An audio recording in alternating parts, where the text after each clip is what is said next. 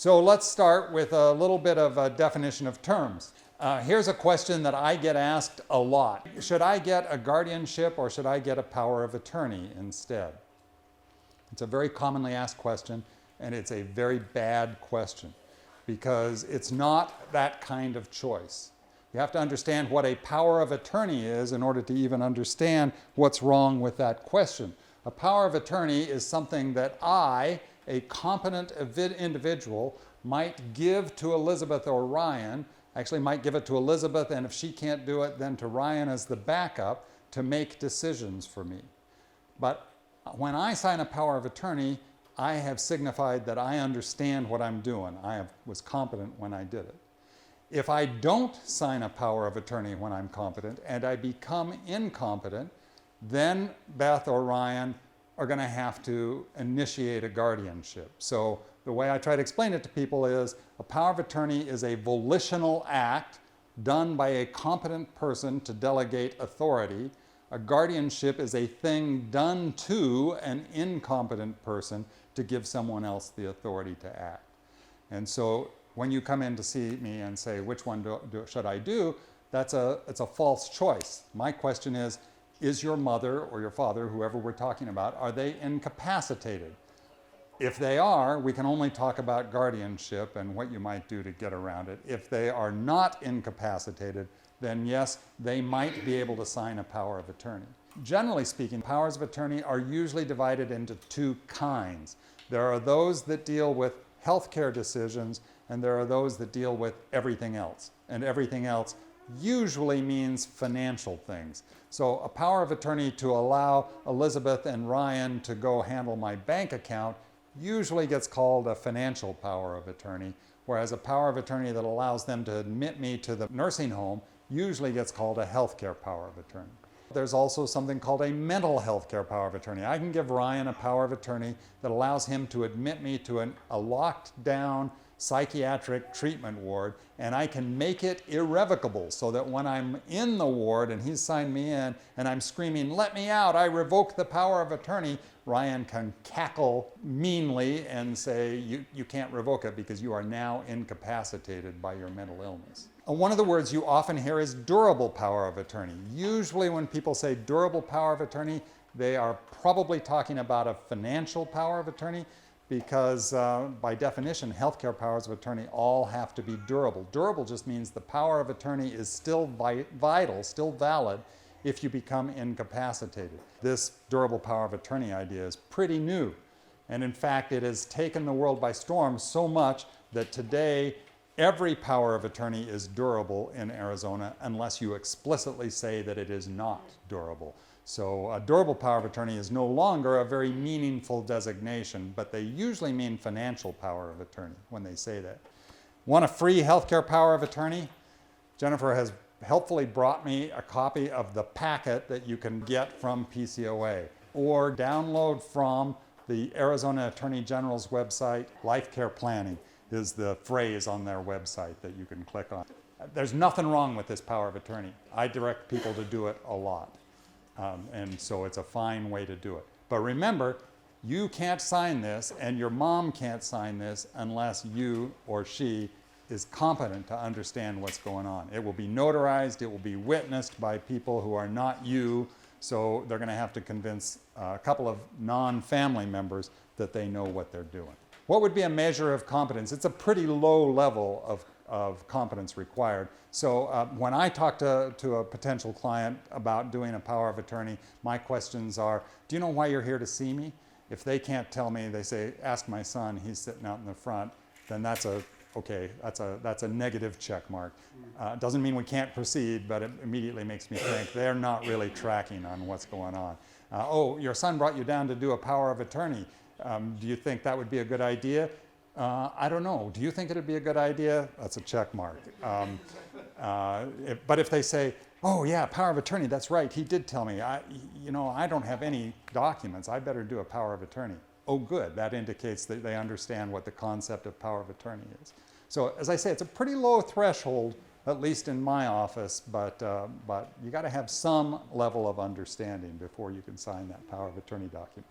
And now we get to guardianship and conservatorship. Okay, little language. Arizona uses the word guardian to mean a person who has been given authority over the person of another. So if I get to decide where Elizabeth lives and whether she gets medical care, I am her guardian in Arizona, if I've been appointed by the court. Conservator is the person who has been put in charge of another person's money. So we lawyers talk about guardianship of the person and conservatorship of the estate. And why am I slowing down and saying this very deliberately and repeating it several times? Because not every state uses the same language. In California, for instance, they speak of conservator of the estate and, confusingly, conservator of the person. In New York, they talk about guardian of the person and, confusingly, guardian of the estate. And so you have to be careful when you talk to your brother in another state. When you say, I'm going to go get guardianship over mom, you probably want to tell him exactly what you're getting, because in his state, when he talks to the lawyer and says, my sister's going to go get guardianship over mom, that lawyer's going to say, I knew she just wanted to get at the money. No, not in Arizona. Guardianship is just the person. Conservatorship is the estate. Is your Arizona guardianship valid when you go to California? Maybe. Is your California guardianship, well, it has to be a conservatorship. Is your California conservatorship valid when you come to Arizona? Probably. Probably is stronger than maybe. And I intentionally chose California because California is a little bit of an outlier. It's less likely that your Arizona guardianship will be honored in California than in Colorado or Iowa or most of the East Coast.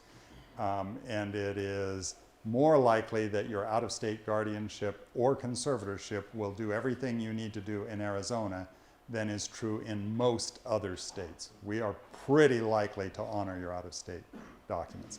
In general, in all of these arrangements here, when you are acting for somebody else, you are doing it in what's called a fiduciary capacity. You are their alter ego, but you are not them. And so your creditors don't have access to their money. You're doing this in that different capacity. When you're acting as fiduciary, you're not liable to take care of your principal with your own money. So if you get guardianship or power of attorney over your dad, you don't have to use your money to pay for his nursing home bill. And your creditors don't get access to his money. They're really separate kinds of things. If you use a power of attorney, it doesn't come back on you. And let me tease that out a little bit and tell you why you don't want to just put your kids' names on. If I had $1 for every client who said, I just want to put my son's, or usually my daughter's, name on the account in case something happens to me, I always say, you mean like you die? Because we say die here, because that's what's going to happen to you. I don't do that. I always want to. If you put your daughter's name, if you walk into the bank and say, I want to put my daughter's name on the account in case something happens to me, what they will do every time is make her a joint tenant on your account. Yeah. And that means, guess what? You are exposed to liability for her creditors, and vice versa. So you don't want to do joint tenancy. You want to use these fiduciary relationships, one of them, in a general way. Voluntary and involuntary mental health treatment, we got to talk about them as a separate kind of thing. They don't really involve substitute decision making, except that when you're in the mental health system, they're making the decisions for you, and even your agent on your power of attorney may be trumped by the mental health system. And I already flagged for you, there is such a thing as a mental health care power of attorney, so there's a little bit of interaction between the fiduciary surrogate decision-making process and the psychiatric care arena as well. In a general way, the law makes a big distinction between those kinds of mental health treatment that look like chains and those that do not. Why do we make that distinction? Because we lawyers always reason by analogy. So we say, if the state wants to lock you up in the Pima County Jail or the Arizona State Prison, we're going to make them jump through a bunch of hoops before they do that. If they put you in the Arizona State Hospital or in a locked psychiatric ward, that looks a lot like prison, and so we're going to make them jump through a bunch of hoops before they do that. Whereas if you're in a nursing home and you're getting psychiatric antipsychotic medications, we say, oh, that's not like chains at all. That's just medical care, and so we're not going to make people jump through a bunch of hoops to do that. That's overgeneralizing. I don't want you to take that one to the bank. Advanced directives is a term for the whole collection of things that you do to say what you would want to have happen in the event that you became incapacitated. That can be a healthcare power of attorney. It can be a living will. It can be what's called a pre-hospital medical care directive, which is sometimes referred to as the orange form. It can even be a do not resuscitate order in some places, although the orange form and the do not resuscitate order are sort of overlaps in Arizona. It can be a letter to your child saying, if I ever was in a coma, here's what I would want. I'd want you to tickle my feet with a feather and blow flour into my face to see if I sneeze. They can be very detailed. They can be very vague. They can be, in your language, they can be forms. More important than all of this is the importance of having a conversation about it. So it's not enough, in my view, to get your mom to sign that healthcare power of attorney. She needs to tell you something about what she wants. When she says, oh, this is so difficult to talk about, and you know what I want. No, you don't know what she wants. You know what you want, and you can guess that since she raised you, you probably have similar values, but you don't really know what she wants, so ask her what she wants. Even if she's incapacitated, ask her what she wants. Why would you ask an incapacitated woman what she wants for end-of-life care? Why would you do that? They're incapacitated, right? Because two reasons. One is even her incapacitated self probably has some vestige of what she would have said when she was competent.